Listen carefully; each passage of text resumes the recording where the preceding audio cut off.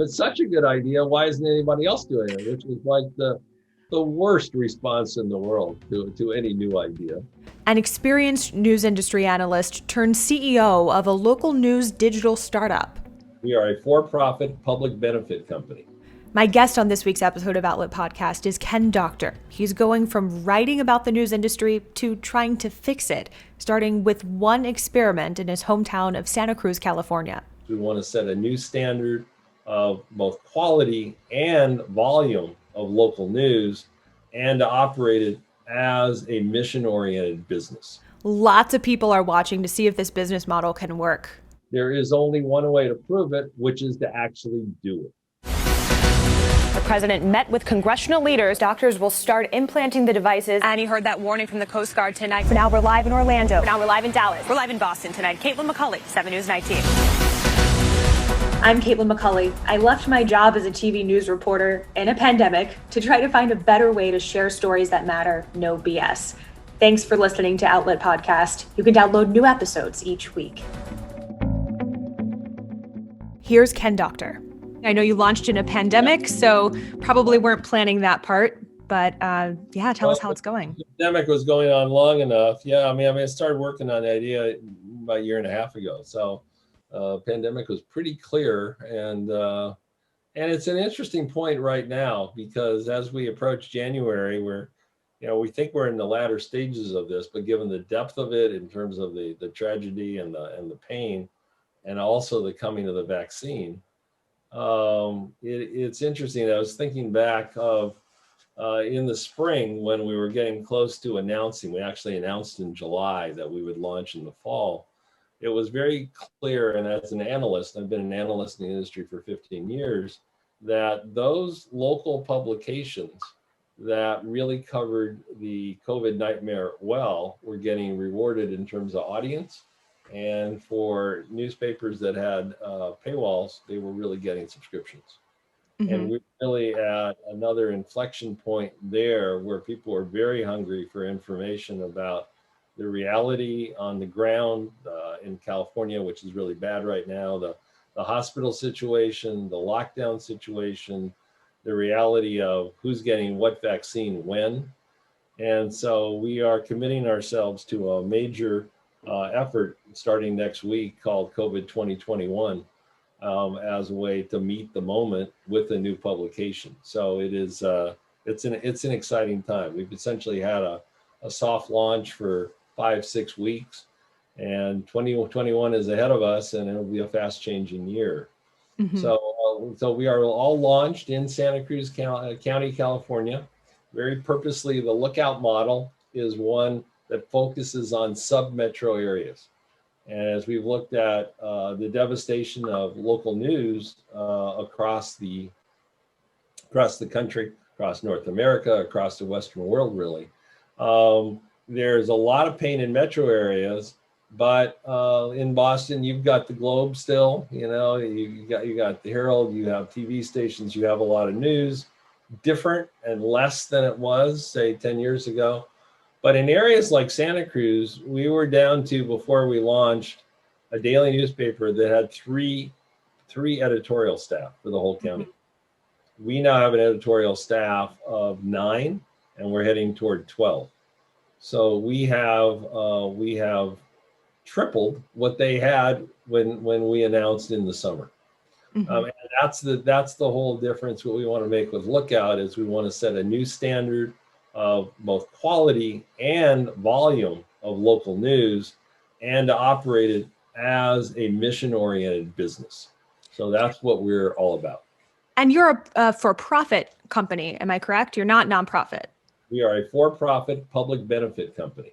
And why did you decide to go in that route? I know there's a lot of people who would prefer nonprofit. Why did you find that profit makes more sense for you? So the idea, and it's a very important part of it, that it's a public benefit company. So right in the bylaws and the incorporation documents, the purpose of the company, the mission of the company is to fulfill the news and information needs of the communities that we're in. And the idea is we start in Santa Cruz and then we go into other communities as well. That's the reason that we're doing it. The for-profit status gives us the widest running room to make this work. First of all, capital. What I have seen as an analyst in my 15 years of coverage is that the lion's share of startup efforts are undercapitalized. Mm-hmm. If you want to do high quality local news that people will pay for, then you need a value proposition, and that means raising enough capital to hire enough journalists of talent. Mm-hmm. And with a for-profit company, you can issue debt, you can issue equity, and for as long as money is used for journalism, you can take in philanthropy. Mm-hmm. So it's the widest possible range. And then the other two reasons are, again, in a community this size, you think about the last election that we just had here. People really don't need an endorsement of a presidential candidate, but they do need to understand who's running for the county board, who's running for the 4 city councils, who's running for the water board. And that infrastructure that was provided by daily newspapers had completely fallen apart. So the ability to endorse candidates and take stands on initiatives and referendums is something you cannot do as a 501c3 corporation, but you can do as a for-profit. And the third reason is being part of a business community and a local business community is important. We are doing so much with nonprofits. We have 50 pages for civic groups that we've done completely free for them. We are highly supportive of that community, but we're not anti-business. Mm-hmm. And we don't think that business is dirty, which is kind of a thing that's out there in the local journalism world, that local journalism is dirty if it's associated with profit because of what the Aldens and the hedge funds have done. Local business communities, we joined the Chamber of Commerce. I have said to people as the CEO and essentially publisher, we want the voices of farm workers, we want the voices of labor, we want the voices of small business people, and people are accepting that. So you don't think the drive for profit will become too great? You think that there's a balance and a middle ground that can be found in a for-profit company and also doing good? Absolutely. Mm-hmm. Mm-hmm. And so you are starting in Santa Cruz, planning to launch in other cities. Have you identified those yet? No, I mean, we have talked about the kinds of cities. They could be college cities. They could be other places in California. And there are many, many places that need a much higher standard of local journalism. But what we are all focused on is getting it right here. So this is the model. We built the model. It's a platform that we built with the LA Times as a technological partner. Is a big, strong reader revenue model with a lot of technology behind it, of pulling people through the proverbial funnel to being subscribers and members. And so there are a lot of moving pieces, and we've had a very successful launch, but 2021 is really proving it out here. And we may know by mid-year if the metrics are developing as we hope that they are. And at that point, we would start looking to and talking to people. I've had many inquiries for people of how do I get a lookout? And the question is, we're not doing that yet. Mm-hmm. But we want to prove out the model. Right. And how do you get people across the fence of this idea that everything on the internet is free, or they have free access to information on the internet? And do you think this is going to be something that people will pay for? I mean, obviously you do. Yeah, and they are. And the amazing thing is the site is free until about February 1st. So we want to give people 2.5 months, a long time. We have 6 initial advertisers. They essentially helped us subsidize free access for the first 2.5 months. And even with that, we have, as of today, 120 people who have signed up for a completely free site. And the amazing number is 80% of them have signed up for annual memberships, which are $165 each. So, and what we're hearing from the community is, Caitlin, it's just amazing. We have not heard from anybody it should be free. Got a couple of notes from people saying, wow, $15 a month is a lot. I might pay you $9. I might pay you 11, right? Trying to bargain with you. Bargain, I'm a poor pensioner, and my husband lost his job, and can you give me a discount and that kind of stuff. But in general, it's a different world in 2020. People understand that on a national level, you pay for the New York Times and the Washington Post and the Wall Street Journal. We have said we intend to do a high quality local journalism that's worth paying for. And people go like, yeah, that makes sense. We're not trying to get, just like the New York Times, which I've written probably the equivalent of 2 books on, we're not trying to get 50% of the market. The New York Times, with its great success, has only converted 5% of its whole digital audience. Wow. We think we can convert 2% of the county's addressable population and have a successful operation. So you've identified a problem specific to Santa Cruz where people feel like they don't know what's going on in their community. They don't know anything. So that's the problem that you're trying to solve. Yeah. And they realize it. I got a note this morning. We did a series, which I'm very proud of, called 21 for 21. So we've been able to report plenty of bad news. I mean, there's a lot of bad news in the world, right? And a lot of death and stuff. And we report that. And we've broken stories. We actually had 2 scoops already. In addition, we've already done this 21 for 21 series, which is just 21 people we're keeping our eye on who are aggressively looking for solutions for the community in 2021.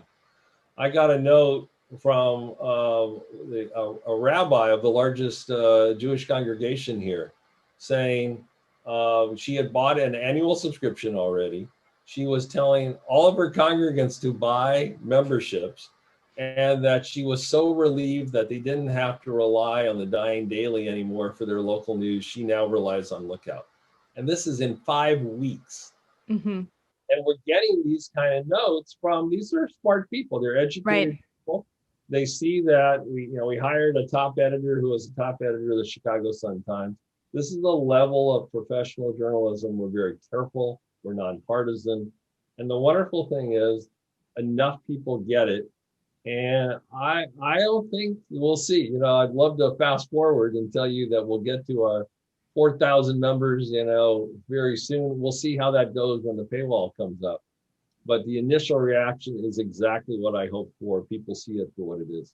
Mm-hmm. And one of the things that I've been thinking about a lot lately is the gap between what people say they want and what their actions show and what they choose. I talk to a lot of people who say, I just want the facts. I want it straight.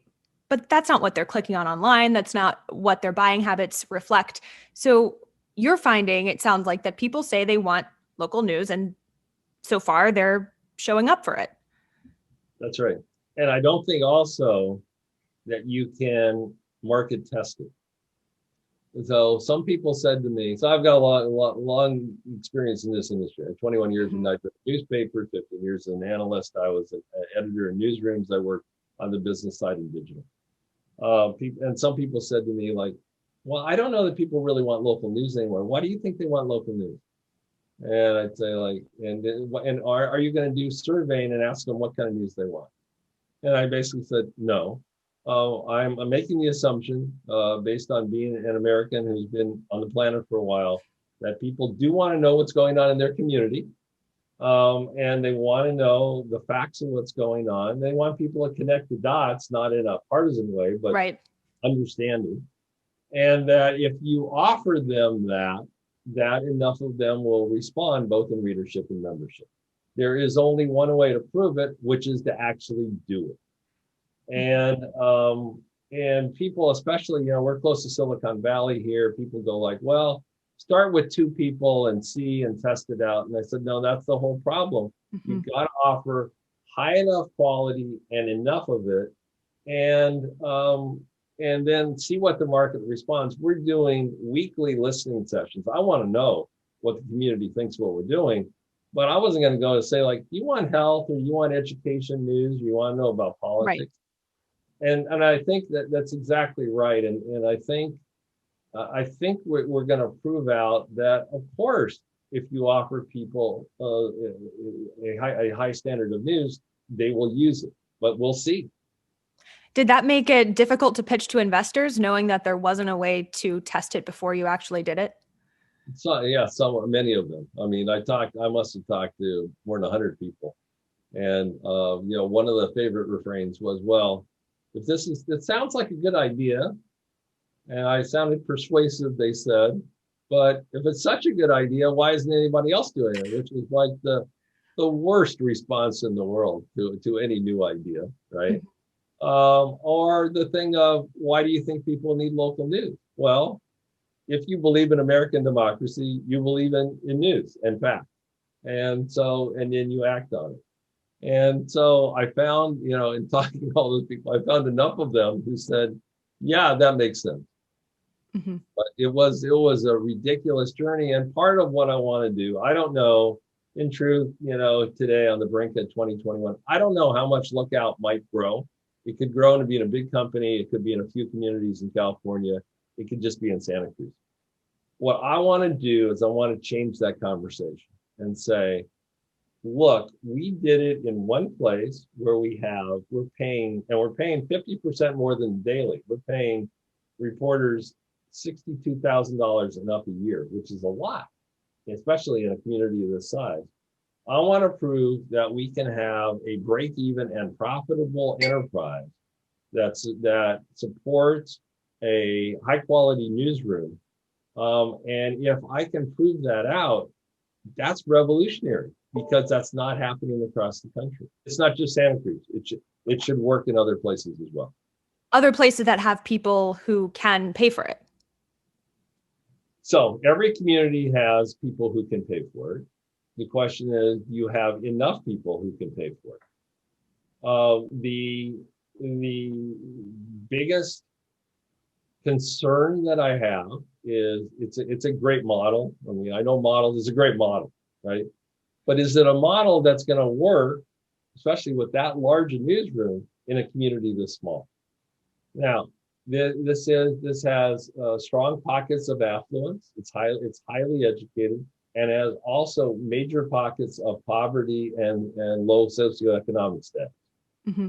So it's not a rich community, but because the university is here. You see, Santa Cruz has a high proportion of educated people.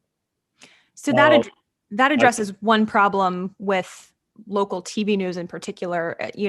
These stations are it's like pulling teeth sometimes, trying to get managers to agree to go to a poorer neighborhood to do a story, because they know that the people who live there aren't the ones that are buying stuff off the advertisements. So it's, they're trying to hit their target demos. So this model would account for that, if there are enough people in the community that can pay for it. And it accounts for it within the model, still a model because it's 5 weeks in 3 ways. Number one, mission. Our mission is and this is North County, South County here. North County is the better off. South County is 50% Latinx, lower socioeconomic. We are committed to and have done in 5 weeks a lot of coverage of South County, even though we know that's gonna produce a smaller proportion of members by the nature of the demographics. But we are mission oriented. In addition, we understand that our readers and our members want to know about the whole county. They want to know that. Secondly, we have a school access program that we are halfway funded on, so that all the community college students who are disproportionately lower socioeconomic status have free access to Lookout. So we are getting the access through donations. That's another reason to have this public benefit company. To people who can't pay. And I think that thirdly, I think, and I've heard the abstract criticism of, oh, well, it can work in Santa Cruz, but it won't work in Salinas, which is a relatively poor community. The truth of this is we won't know, but let's say it works in Santa Cruz and you look at Salinas and say, well, Salinas is not going to generate the same number of members. It's not that it would generate 0 members. It would just generate fewer. it could well be that philanthropy pays the last 20% to have a high quality news source. So it's not an either or. So this is kind of a beachhead to test out those ideas. Have you incorporated video as well? We have video. We have had some video, partnered video. We're just using the YouTube player. We have all of our advertising. If you look at the site, you won't see any traditional advertising. It's all local. It's all branded content, and we've had video within the advertising. We've had video, which is essentially partnered video at this point. We will start shooting our own video for the site in the spring. Okay. Because one of the areas I've also been thinking about is user-generated content and how social media platforms do that really well. TikTok and Instagram. I know a lot of it is silly videos, but there's a lot of good stories that are being told, like these first-person narratives that, you know, we're not getting in other aspects of traditional news gathering. So I've been wondering if there's a way to kind of meld user-generated content with journalistic principles. I think there definitely is. We're working on a couple of ways to get at that. It is amazingly hard to start one of these. It was harder than I even thought, and I knew it'd be hard. And so, like on that, we want to do that, but things have to go in a certain order to make it work. And that gets at my other question. You know, you've been in this industry many years. So why now? Why are you taking this leap now? I've lived back in Santa Cruz. My wife and I moved back here 10 years ago. We met actually at UC Santa Cruz a long time ago, got married on campus, and I went off, had my journalistic career, and we raised a family in three different cities. We moved back here 10 years ago. It's a great place. I developed a very high profile in a very narrow area in terms of news business models, writing a column for the Neiman Journalism Lab at Harvard for most of 15 years now. I had incredible access to CEOs at the FT, the New York Times, the Washington Post, people throughout the enterprises. And so I could learn about digital transformation and digital transition. And on the national end, I could see that it was really working. On the local end, it's a disaster, an absolute disaster across the country. And about 2 years ago, we had a basic epiphany that this was ridiculous, that I lived in such a wonderful place. I mean, it's naturally beautiful, but it's also a very good community and a very caring, involved community. And and I'm involved on boards myself, the only way people got information was word of mouth, which is like 18th century Europe in a village, and how ridiculous it was. So I just issued a challenge to myself to take my learning and apply it to a place as small as Santa Cruz County, and to apply essentially the New York Times principles and the FT principles in a much smaller scale. And that's what we've done. And it was incredible intellectual challenge. And then the fundraising part of it was ridiculous. And then now it's been logistics of, digital publishing is a lot of logistics, us hiring people and all that kind of stuff. So we are into the fun part of it now, of actually operating the news business, breaking stories, and getting just incredible feedback from this community, recognizing that we're doing it. Most of them do not realize, although I've written a couple columns about it, how unusual this is. That have a new news company that is led by people with top 3 people have 50 years experience in the business. And you're not partnering with a local paper or local TV station. You're coming in as your own operation. How are they handling all this? It's been hilarious. So the Santa Cruz Sentinel is owned by Alden Global Capital, the kind of notorious hedge fund at this point that I've written about a lot. Yeah. They're the ones that had 3 city-side, in addition to sport, 3 city-side staff. When we announced, I think it was in August, within a month, they doubled their staff to 6. which they had never done in any market that we had seen. They obviously see us as competition, and they're not used to competition. They did not. I wrote actually a press release when we announced. Nobody picked up the press release, which was interesting. The Sentinel didn't even cover, which is big business news. We're starting a big business, a significant business in a county this size in the middle of a pandemic. There's an alternative weekly which is fairly strong, and their publisher took personal umbrage that we would dare to publish, and he wrote this really funny piece saying that I had falsely declared this to be a news desert, and that Santa Cruz was well enough informed by their alternative weekly and the Sentinel, and that he didn't like me hiring his best writer. And then he published it in his 14 weeklies that are all around here, which was the best publicity we could get. TV stations I contacted and sent in information, neither of them covered. Mm-hmm.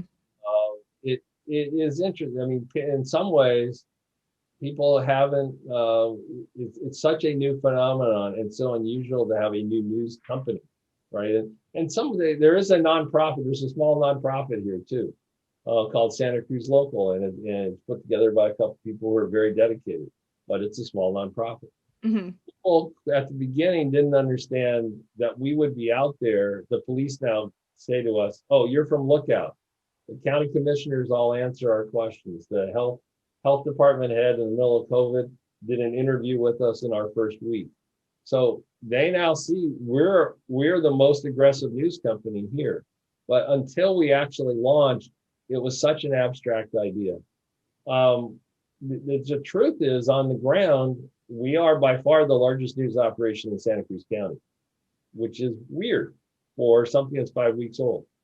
It is now dawning on people, and we're seeing, I got the membership list here, we're getting all the people who are most civically connected to sign up. They see that we're real, and they understand that it's not a newspaper, it's a digital operation, but has the standards of a good newspaper. Yeah. Well, I think taking old infrastructure and fixed costs and trying to mold that and change that into something new that can, like, why bother with that? Why not just start something with no strings attached, so to speak? Exactly. And that extent, Caitlin, it's digital disruption 101. Uh-huh.